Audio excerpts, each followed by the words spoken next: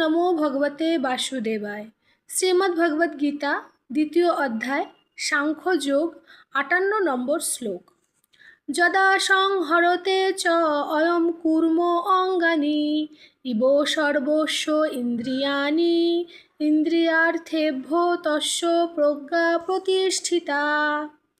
অর্থাৎ কচ্ছপ যেমন তার সকল অঙ্গসমূহকে বাহিরের কঠিন আবরণের মধ্যে সংকুচিত করে নেয়, ঠিক তেমনি যে ব্যক্তির চিন্ময় জ্ঞান লাভ হয়েছে তিনি তার ইন্দ্রিয়গুলিকে ইন্দ্রিয়গুলির বিষয় থেকে প্রত্যাহার করে নিতে পারেন।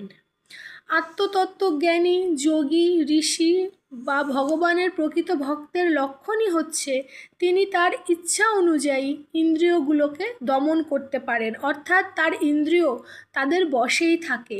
আমরা সাধারণ মানুষরা ইন্দ্রিয়ের দ্বারাই পরিচালিত হই। যার কানের একটা ইন্দ্রিয়, তাকে সুখ দেওয়ার জন্য আমরা বিভিন্ন রকম গান বাজনা শুনি।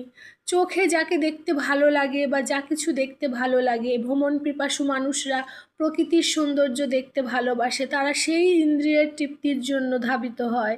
কিছু মানুষ ভোজন রসিক, তারা তাদের জিহ্বা নামক ইন্দ্রিয়ের তৃপ্তির জন্য বিভিন্ন রকমের ভোজন বিভিন্ন জায়গা থেকে গ্রহণ করে এবং এই রকমভাবে বিভিন্ন ইন্দ্রিয়ের দ্বারা পরিচালিত হয়ে তারা কর্ম করতে থাকে।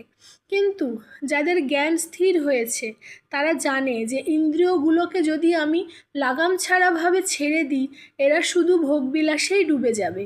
তো তারা তাদের ইন্দ্রিয়গুলোকে সংযত করতে জানে। তাদের যত রকম স্বেচ্ছাচারী বা উচ্ছৃঙ্খল মনোবাসনা জেগে ওঠে সেগুলোকে তারা নিয়ন্ত্রণ করে। সাপুড়ে যেমন বিষাক্ত সাপকেও পোষ মানাতে পারে, ঠিক সেইভাবেই স্থিতপ্রজ্ঞ ব্যক্তিরা নিজের ইন্দ্রিয়ের যে বিভিন্ন রকম আকাঙ্ক্ষা এবং তার দ্বারা যে একটা অস্থিরতা সেইটাকে সম্পূর্ণভাবে দমন করতে পারে এবং